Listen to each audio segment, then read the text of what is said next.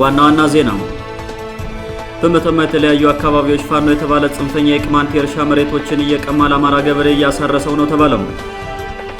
በመተማ ወረዳ የመቃ ቀበሌ ነዋሪዎች ችግር ውስጥ ወድቀናል ሲሉ ተናገሩ። በትግራይ ክልል የተከሰተው የነዳጅ እጥረት ከሰኔ 23 ጀምሮ ለሚሰጠው 12ኛ ክፍል ሀገር አቀፍ ፈተና እንቅፋት እንደሆነበት የትግራይ ክልል ትምህርት ቢሮ ገለጸም። ሰላም ጤና ይስጥልን ውድ አድማጭ ተመልካቾቻችን፣ በመከታተል ላይ የምትገኙት ጃኖ ቅማንት ሚዲያ ነው። አርዕስቶችን በማስቀደም የሰዓቱን ዜናዎቻችን ጀምረናል። ወደ ዝርዝሩ እናልፋለን። አብራችሁን ቆዩ።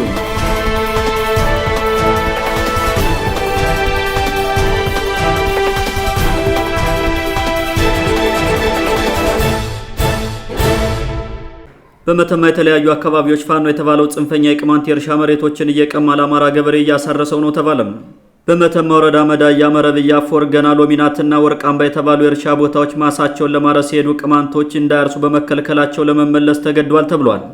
በየቦታው እየተዘዋወረ ግፍ የሚፈጽመው ጽንፈኛ ፋኖ የተባለ ታጣቂ ቡድን ለእርሻ የሄዱትን 885 የሚሆኑ አርሶ አደሮች ማሳቸውን እንዳያርሱ በመከልከሉም ንብረታቸውን ጠቅልለው በመመለስ ላይ ናቸው ሲሉ የመረጃ ምንጮቻችን ተናግረዋል። ፋኖ የተባለው ጽንፈኛ ታጣቂ ቡድን የቅማንት ገበሬዎችን እንዳያርሱ ከመከልከል ባለፈ መሬታቸውን አማራዎች እንዲያርሱት እያደረገ መሆኑን የገለጹልን አንዳንድ አርሶ አደሮች ከፍተኛ የሆነ እገታና ዝርፊያ መኖሩንም ገልጸዋል። ማሳውን ለማረስ ወደ መደያ የእርሻ ቦታ የሄደው ደርሶ ታፈረ የተባለ ቅማንት አርሶ አደር በፋኖ ታጣቂ ታግቶ 400 ሺህ ብር መጠየቁን የመረጃ ምንጮቻችን አክለው ተናግረዋል። ጉዳዩን በተመለከተ ያነጋገርናቸው የቅማንት ታጋዮች ህብረተሰቡ ያለፈውን ዓመት እንግልቱን ረስቶት ስርዓት አልበኝነት በሰፈነበት ቀጠና ለእርሻ መሄዱ ተገቢ አልነበረም ብለዋል።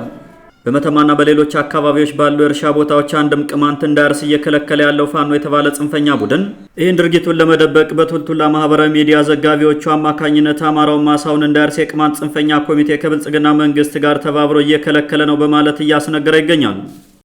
ከተማዎችን ብቻ የሚጠብቀው የመንግስት የጸጥታ አካል በመተማ ወረዳ ወደሚገኙ የእርሻ ቦታዎች በመሄድ የአካባቢውን ሰላም ባለመጠበቁ ንጹሃን አርሶ አደሮች መከራ ላይ ወድቀዋል ተብሏል። ፋኖ በሚል የዳቦ ስም ጫካ ለጫካ እየዞረ የሚዘርፈውና የውንብድና ስራ የሚሰራው ጽንፈኛ በበረሃ ለእርሻ በሄዱ ቅማንቶች ላይ ይህን የመሰለ አሳፋሪ ተግባር ሲፈጽም በመንግስት መዋቅር ውስጥ ገብቶ የፋኖነት ስራ የሚሰራው አድማ ብተና የተባለ ጽንፈኛ ደግሞ በመቃና አካባቢው ያሉ ቅማንቶች አርሰው እንዳይከርሙ የሰሞኑን ግጭት ፈጥሮ የፋኖነትን ተግባር እየተወጣ መሆኑ ይታወቃል።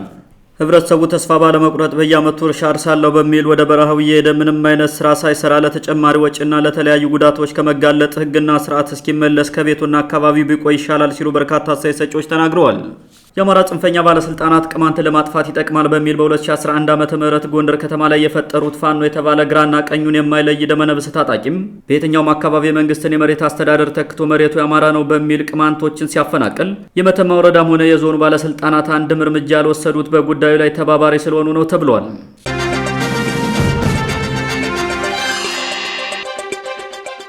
በመተማ ወረዳ የመቃ ቀበሌ ነዋሪዎች ችግር ውስጥ ወድቀናል ሲሉ ተናገሩ። በከተማዋ ባሳለፍነው ሰኔ 16 ቀን 2017 ዓ.ም የተፈጠረውን ችግር ተከትሎ የከተማዋ ነዋሪዎች ህይወት ምስቅልቅል ውስጥ ወድቋል የሚሉት ምንጮች ችግሩ ከተፈጠረበት ዕለት አንስቶ የህዝቡ ሰላምና ደህንነት አደጋ ላይ በመውደቁና ከመኖሪያ ቤቱ ተረጋግቶ መቀመጥ ባለመቻሉ ህጻናትና አረጋውያን ሳይቀሩ በጫካ ለመቀመጥ ግድ ሆኖባቸዋል ሲሉ ነዋሪዎች ተናግረዋል። በከተማው ውስጥ ያሉ ሌቦች ችግሩ ከተፈጠረበት ቀን ጀምሮ በርካታ ዝርፊያዎችን እየፈጸሙ ነው ያሉን የመቃ ቀበሌ ነዋሪዎች እስካሁን 2 ሱቆችና በርካታ ቤቶች መዘረፋቸውን ገልጸዋል።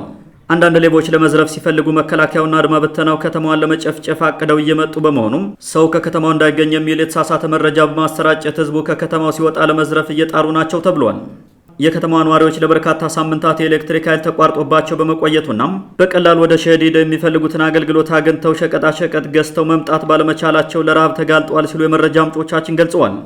የከተማ ነዋሪዎች ባለፈው ሰኞ በተፈጠረው ችግር ምክንያት በርካታ ቤተሰቦቻቸውን ከማጣታቸው በተጨማሪም የመከላከያ አንዳንድ ኮሎኔሎች የተወሰደውን መሳሪያ ካልመለሳችሁ ህዝቡንና ከተማውን እናጠፋዋለን እያሉ ስለሚዝቱ በከፍተኛ ጭንቀት ውስጥ መሆናቸው ታውቋል። ከዚህ በተጨማሪ የተፈጠረውን ድንገተኛ ግጭት ቅማንቶች አቅደውና ስልት የወሰዱት እርምጃ አስመስለው የተለያዩ አማራ ጽንፈኛ ሚዲያዎች እያሰራጩት በመሆኑ ምክንያት ከተማዋ በሆነ ቀን ከባድ ጥቃት ይደርስባታል በሚል ነዋሪዎች መረጋጋት እንዳልቻሉ ምንጮች ተናግረዋል። መንግስታዊ ፋኖ የሆነው አድማ ብተና የተባለው ጽንፈኛ አማራ ክልል ታጣቂ ባለፈው ሰኞ መቃ ከተማ ላይ በተፈጠረው ግጭት በቦታው የነበሩ የመንግስት የጸጥታ ኃይሎች ከቅማንት ታጣቂ ወጣቶች ጋር ባደረጉት ውጊያ ከሁለቱም ወገን ጉዳት መድረሱን ተከትሎም የመከላከያ ሰራዊትና የዞኑ የፖለቲካ ባለስልጣናት ሸዲ ከተማ ላይ ተሰብስበው እየገመገሙ ነው ተብሏል። መከላከያው አድማ ብተና የተባለውን መንግስታዊ ፋኖ ለተፈጠረው ችግር ተጠያቂ ሲያደርግ የመንግስታዊ ፋኖ አለቆችና የሚዘውሩት ካድሬዎች ችግሩን መከላከያው ከቅማንት ታጣቂ ጋር ተመካክሮ ነው የፈጠረው በማለት ክስ እያቀረቡ መሆናቸው ተሰምቷል። በዚህ ውዝግብ መካከል ሰላማዊ ዜጎች ፍዳቸውን እየቆጠሩ ሲሆን ከሚመለከተው የመንግስት አካል አንዳች የማረጋጋት ስራ አልተሰራም ተብሏል። መከላከያው ራሱን ችሎ ብቻውን ሲንቀሳቀስ በነበረባቸው ጊዜያት እንዲህ አይነት ችግሮች ተፈጥረው ያውቁም የሚሉ ወገኖች ከቅርብ ጊዜ ወዲህ ግን አድማ ብተና ከተባለው መንግስታዊ ፋኖ ጋር አብሮ መንቀሳቀስ በመጀመሩ ምክንያት በርካታ አደጋዎች እየተፈጠሩ ናቸው ብለዋል።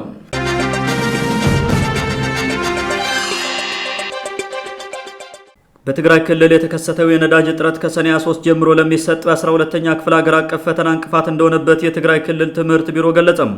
የክልሉ ትምህርት ቢሮ ለኢፌዴሪ ትምህርት ሚኒስቴርና ለትምህርት ምዘናና ፈተናዎች አገልግሎት በጻፈው ቅሬታም በክልሉ በተከሰተው የነዳጅ እጥረት ምክንያት ተማሪዎችን ወደ መፈተኛ ጣቢያዎች ለመውሰድ መቸገሩን አሳውቋል። የትግራይ ጊዜያዊ አስተዳደር በሚያስተዳድራቸው ወረዳዎች በሚገኙ 247 የሁለተኛ ደረጃ ትምህርት ቤቶች ውስጥ የ12ኛ ክፍል ትምህርታቸውን ሲከታተሉ የነበሩም ከ36,000 በላይ ተማሪዎች ለሀገር አቀፍ ፈተና መዘጋጀታቸውን የገለጸው የትግራይ ክልል ትምህርት ቢሮም የሚመለከተው አካል የተፈጠረውን ችግር እንዲፈታለት ጥያቄ አቅርቧል። ከፕሪቶሪያው የሰላም ስምምነት በኋላ ተማሪዎችን ለሁለተኛ ጊዜ ሀገር አቀፍ ፈተና የሚያስፈትነው የትግራይ ክልል ከቀጣይ ሰኔ 23 2017 ዓ.ም ጀምሮ የሚሰጠውን ፈተና የሚወስዱ ተማሪዎችን ለማጓጓዝ በነዳጅ እጥረት ሳቢያ መቸገሩን ይግለጽ እንጂም የነዳጅ እጥረቱ ያጋጠመው በምን ምክንያት እንደሆነ ፍንጭ አልሰጠም። ሀገር አቀፍ ፈተና በሚሰጥበት መርሃ ግብር መሰረት ከእያንዳንዱ ትምህርት ቤት ወደ 7 የመፈተኛ ማዕከላት ተማሪዎችን ለማጓጓዝና ከፈተናው በኋላ ወደ ቤተሰቦቻቸው ለመመለስ የትራንስፖርት ወጪው ባለው ታሪፍ ተሰልቶ ወደ እያንዳንዱ ወረዳ ቢላክም አሁን ላይ በትግራይ ክልል ነዳጅ ወደ አለመኖር ደረጃ በመድረሱ በተባለው ጊዜ ተማሪዎችን ለማጓጓዝ መቸገሩን ትምህርት ቢሮ በጻፈው ደብዳቤ ላይ ተመላክቷል። ይህን ጉዳይ በተመለከተ አስተያየት የሚሰጡ አካላት በበኩላቸው ነዳጅ ወደ ትግራይ ክልል እንዳይገባ በግልጽ ባይታገድም ህወሓት ከሻዕቢያ ጋር እያደረገው ባለው ግንኙነት ምክንያት የፌዴራሉ መንግስት የነዳጅ ምርቶች ወደ ኤርትራ ተላልፈው እየተሰጡ ነው በሚል ጥርጣሬ ጥብቅ ቁጥጥር እያደረገ በመሆኑ ነው ይላሉ። ከወራት በፊት ተመሳሳይ ችግር ተከስቶ ጉዳይ የሚመለከታቸው የፌዴራል ተቋማትና የትግራይ ጊዜያዊ አስተዳደር በክልሉ በቂ የነዳጅ አቅርቦት እንዲኖር በሚል የቁጥጥር ኮሚቴ አቋቁመው ወደ ስራ መግባታቸው ሲነገር ቢቆይም ችግሩ በዘላቂነት ሳይፈታ ቀጥሏል። በክልሉ የተከሰተው የነዳጅ እጥረት የ12ኛ ክፍል ሀገር አቀፍ ፈተና ተፈታኞችን ለማጓጓዝ ብቻ ሳይሆን ለተፈናቃዮች በሚደረገው የእርዳታ ስርጭት ላይም ትልቅ እንቅፋት መፍጠሩ ታውቋል። በነዳጅ እጦት ምክንያት ከ150 በላይ እርዳታና የሕክምና ቁሳቁስ የጫኑ ተሽከርካሪዎች ለበርካታ ቀናት መቆማቸውን የክልሉ ንግድና ኤክስፖርት ኤጀንሲ መግለጹም አይዘነጋም። ውድ አድማጮቻችን ለዛሬ የነበሩን ዘገባዎችን ይመስሉ ነበር። መልካም ጊዜ ሁላችሁ